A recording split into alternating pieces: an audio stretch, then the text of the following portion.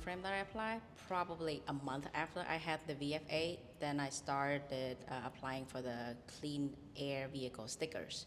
And you would go through DMV website and apply for it and mail the form to the DMV with a check. I believe, if I remember correctly, it was like about $20 or $30.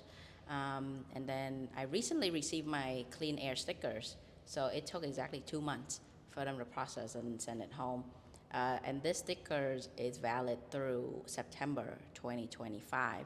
It allows me to drive in the carpool lane if I was driving by myself in an electric car. So, that would cut down on commute time.